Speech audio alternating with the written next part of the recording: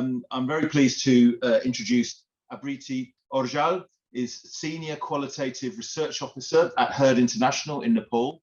She has more than a decade of experience in the area of health systems and social research, with specific expertise in implementation science and applied research. She's led a number of research projects and established a network of national and international research experts with whom she works. She has wide-ranging experience in the application of numerous research methods, among which qualitative tools and techniques, participatory action research, health policy and systems research, and community engagement are really central to what she does.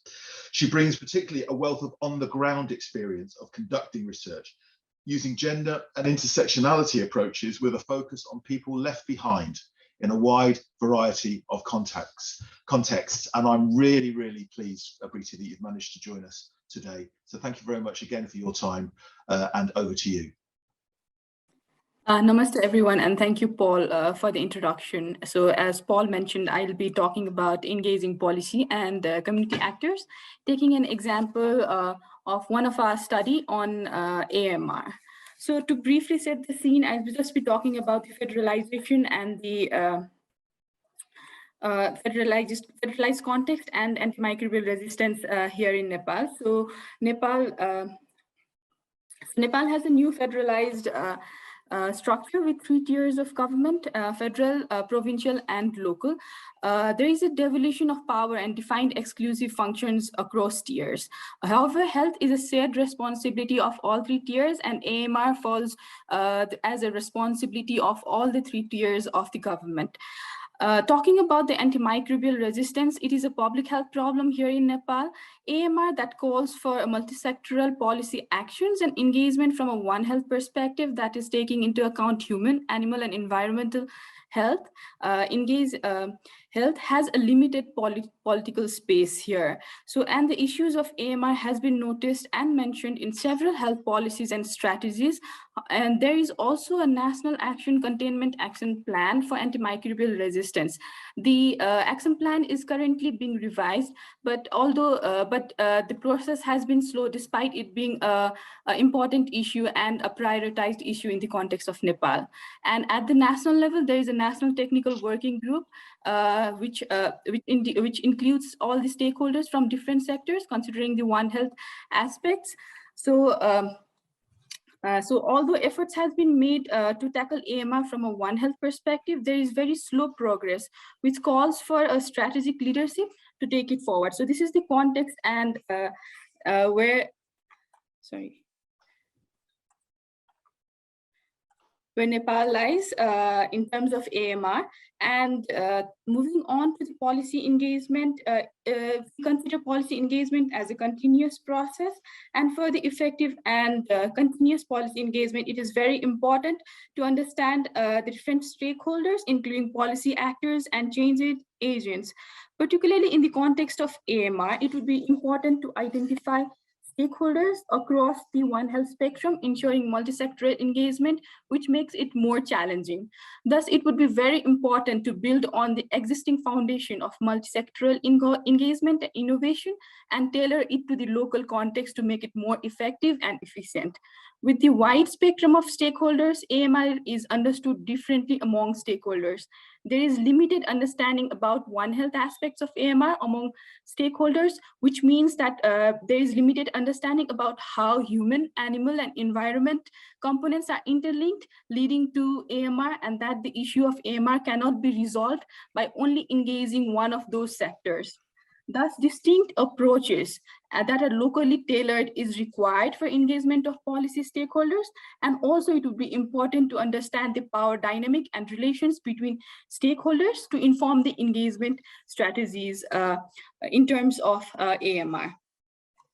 So talking more about considering all these aspects of policy engagement, I'll be talking about what we did in one of our study related to AMR, that is Karen, Community Arts Against Antibiotic Resistance in Nepal. So in this study, we took a co-creation approach and engaged policy makers and community people. In this process of policy engagement, we engaged with relevant stakeholders groups from the very outset of the project, because we believe that engaging them only at the end would not make an impact that we're thinking of and would not bring that good ownership about the project. So we engaged them from the very beginning of our study and engage them in contextually designing and implementing the intervention, where we also identified and defined the issues, contextually implemented and assessed the intervention.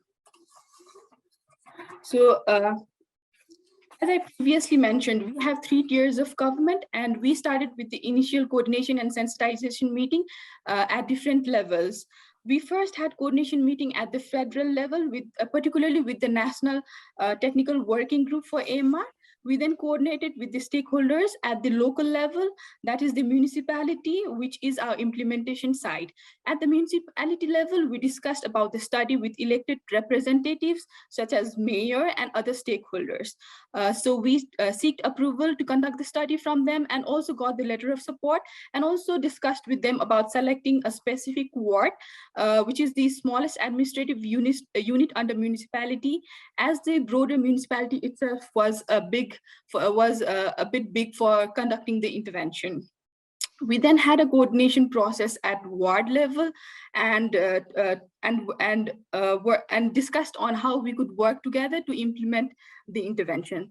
This was actually not a one-go process, and we had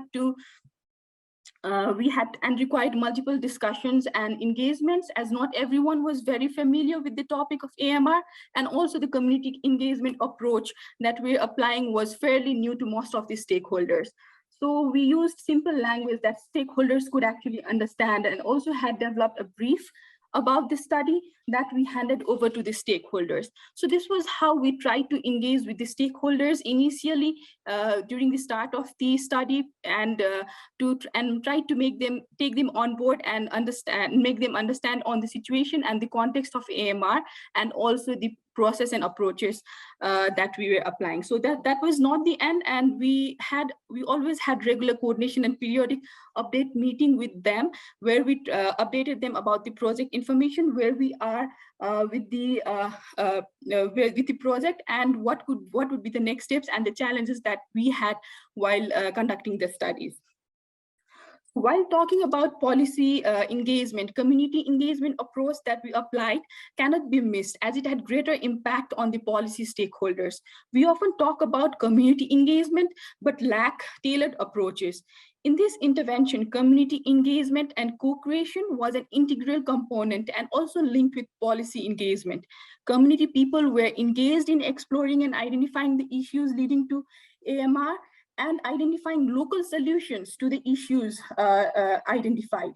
They developed multiple audiovisual materials as film showing the issues and solutions, and were disseminated at both local and national level. The film that they developed actually captured the community issues, the local context and the local issues, and the community people and the participants themselves were seen in the films, which made the film more influential and impactful among the stakeholders and the community people.